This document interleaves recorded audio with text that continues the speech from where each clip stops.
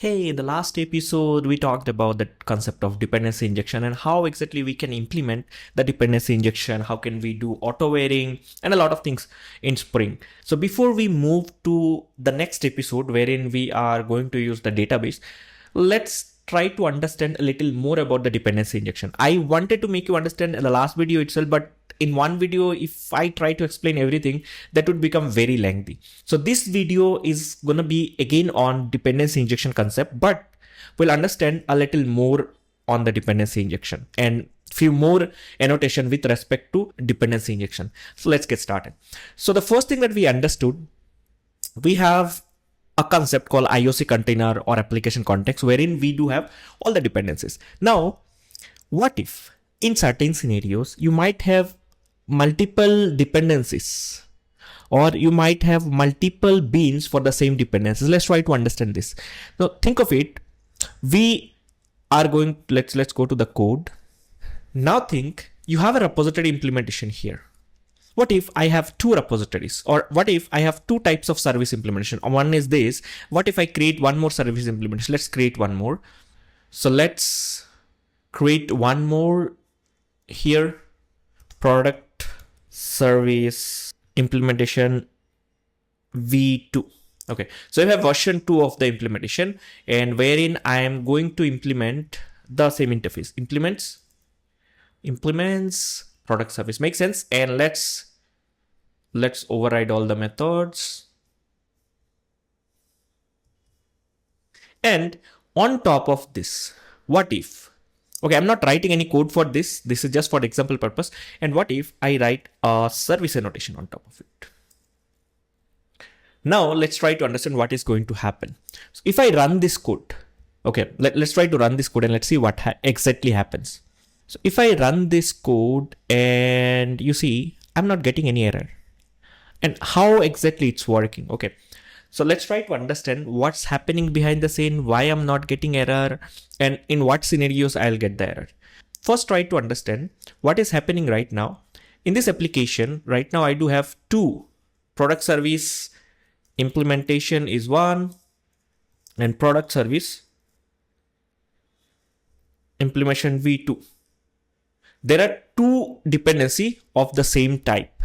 But how does Spring understand that which one need to be auto-wired? So whenever you look at the code, so if I look at the controller level, okay, so there is one small mistake, right? It's not a mistake. So what happened? We are supposed to use the product service type, not the product service implementation, right? So this is what we need to do. Okay, now with this change, let's try to restart. And yeah, I'm getting some error. This is expected. Why I'm getting this error and how to resolve this error, right? So let's have a look on this error. What is the error? So what is the error is, what happened? You have two product service implementation. Okay. So one is the product service implementation, the first one, and the product service implementation v2, right? The version 2, right? So we do have right now, the problem is here. So my product controller, right? So product controller has a dependency on product service. Okay, so this has a dependency on product service and this has to be satisfied. So this has to be satisfied and I have to be able to inject this. Okay, so I should be able to inject this. Now the problem is I have two. Which one to be given? Earlier we didn't face any problem because I need only one and I had exactly one. But right now I'm having two different implementation. One is the product service implementation, the first one that we already had, and the second one is the product service implementation v2.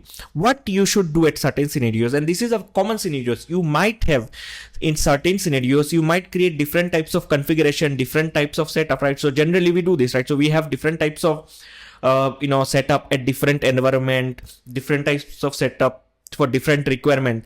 And for that, I just want that this should be selected. I should be able to make changes. I should say that, okay, select this or select that. How you would be able to resolve this? Let's have a look. The auto-wire happens in two ways, right? So it usually resolves it by name or by type. So generally it always resolves by type. By type means, okay, I'm looking for the product service type dependency. The product service, which is an interface. So we have two implementation. One is the implementation, product service implementation, and one is the product service implementation v2.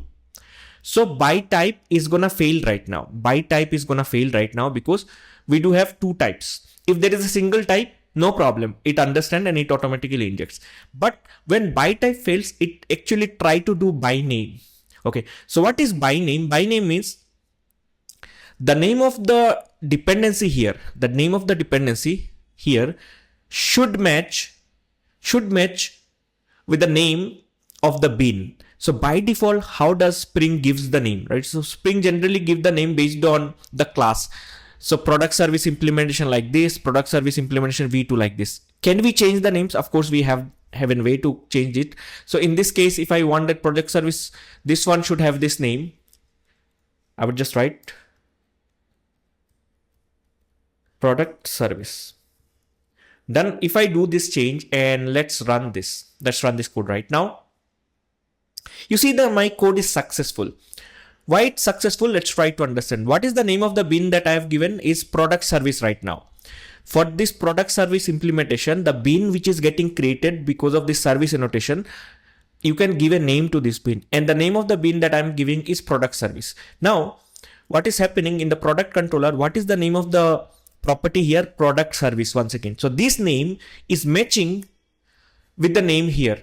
Okay, this name is actually matching with the name here. So no problem. It is automatically understanding, okay, this has to be injected because by type fails, by name will work. Okay, but of course, every time we don't give the proper name. So at that point, what exactly we'll do? And secondly, how exactly I would be able to choose between two different. So for that, we do have one more annotation called @qualifier. Okay, so what I'll do is this is product service and I would give a name for this as well. So generally the name would be already given by Spring, which is product service implementation v2. I would just write a very simple name, which is product service v2. Done. And I want that this product service, I want that this time you please inject the product service v2. Will it work? Let's verify. So I would do product service here and I would come here and I would mention here @qualifier. And I'd mention the same name, product service v2. Done. So if I write this and if I relaunch this, yeah, but did it work? How would I get to know? So if you look at this in my product service implementation v2, whatever I will do, it will return a list of blank or list of null, right? So if I try to add a product, it will return null. So if this time if I get a null in return, that means my code is working. Let's have a look, right? So let's try to post, and anything that I post, I'm getting a blank or null as return. That means yes, my Autowiring is working right now. So this is one way of doing, right? So using the qualifier annotation along with your Autowire annotation. See, Autowire annotation we didn't write, but of course it is there. So here we need to understand one way is to use qualifier annotation to mention the exact bin that you want to inject. There are other ways as well. So if in certain scenarios, if you have issues and if the name of this is not matching, let's give a different name. Since it is matching, so it will work. So I'll just write product service v1. So obviously if I try to run this application, definitely it's going to fail right now. Let's have a look, right? So it failed because the Autowiring didn't happen. So at that point you have another way. So you can make one of those bins, like let's suppose this one, I want to make it as primary. So I can use a primary annotation. So if I use a primary annotation here, now let's see what is going to happen. Look at this, the application is started and there's no problem. Let's cross check. If we run this and we're getting this in return. So yep, it is working. And this time this bin got injected. So there are multiple ways. One of the way when you have multiple bins, one of the way to solve is using primary annotation. So if you have multiple bins of the same type, the one which is annotated with primary would be injected.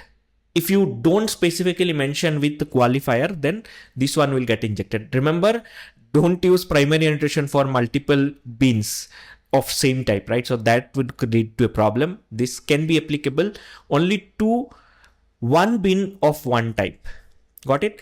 And second way is to use the qualifier annotation. So qualifier annotation, you can specifically mention at scenarios, yes, you use this bin or that bin. Okay, so this is how you can manage your dependency. The third, one more point here is there is another way to create your dependency as well, right? So we just discussed about how to create dependencies using this automatic dependency creation when the dependency got created because of this service annotation or repository annotation. There's one more way to create the dependency. Let's suppose you have certain class which has been provided by Spring or which has been provided by your Java, and you want a bean for that class. Obviously you cannot go to the library class and you cannot modify it, right? So that's not possible. That's something which is not possible. So what you can do, rather, you have to create the bean by yourself.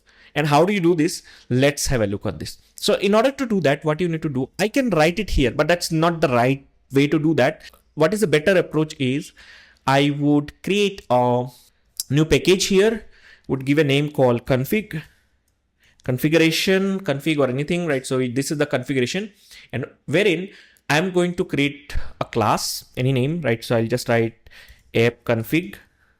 This is just an arbitrary name. And over here, what I'm going to do, I would be annotating with one annotation at configuration. Okay. And if you move your cursor over here, right, you would be able to see that somehow the component annotation is again connected. Yes. And then what I'm going to do, I would be, let's suppose I want a bean of type, I want to do something. Let's suppose I want to read something from console, right? So what do we do, right? So we need an object of scanner class, or we need an object of buffer reader, right? Isn't it? So let's create an object of scanner. So scanner. So what all that you need to do is to create a function or a method, public scanner. Okay. Get scanner. Okay. So I'm just writing get scanner, right? So you can give any name, doesn't really matter, and return new scanner system.in, right? So done. And on top of this, I just need to annotate this with @bin. So you can literally create a bean for any class manually as well. Of course, you can create the bean for your service or your repository as well by with this approach, of course, but they will work with the help of those dependencies like we are having. So we don't need to do that. But when you have certain classes for which you have to do it manually, or you have some manual configuration to be applied, that's where you can use this approach. You can create the dependency by using the bean annotation as well. Remember, bean is a method level annotation. That means you can use it on top of a method, wherein your service annotation or component annotation, they are class level annotation. You can write it on top of a class. This is the point that you need to remember. You cannot write bean here, or you cannot write service here. Done. Let's try to auto-wire it. How do you auto-wire? That's the next concept is pretty much the same, right? I want to use this somewhere. Let's suppose I want to print it. Let's go to our service. In this service, I want to use this dependency. Same private scanner, that is the object that I need to declare. Let's import it. And in order to auto-wire, I need this inside my constructor. So I'll just use scanner, and we'll just write this dot scanner equals scanner. That's what I'll just write.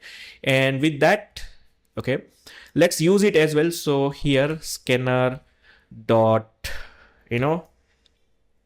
name equals scanner dot next line, and I want to print it, right? So as out name is this, right? Let's see if that's working or not. Like, let's say I didn't create the object here and it would be auto-wired. Let's verify if it is getting auto-wired or not. Let's make a call, and I did it inside the add product function. So I have to make a call to the add product. So I'll clear the console for time being. I will call. So this method will be called only if I make a post request, because this is the add product method. So let's do this. First of all, let's run this. Let's clear everything. And what I'm going to do, I would make a request. Yeah, it's waiting, and I'll come here and I would pass something, and it's going to get printed, right? So you see Ramanuj got printed here, and we got our response as well, right? So obviously we are not taking any value here, but the point is I was able to make use of the scanner object. So scanner object got injected here. So this is the other way of doing the dependency injection, by creating the dependency manually using the bean annotation. So depending on your requirement, where bean annotation is more suitable, where you have to customize something, where you have to create a bean for a library class, obviously you have to use this approach.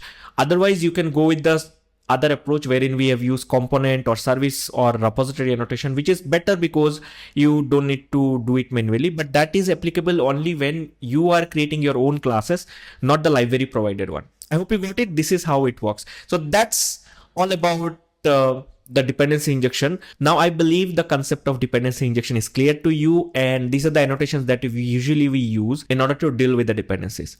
Well, in the next episode, we are going to implement the concept of database and how exactly we can store the data in a database. That's going to be really interesting. Make sure to watch that. Thank you so much for watching.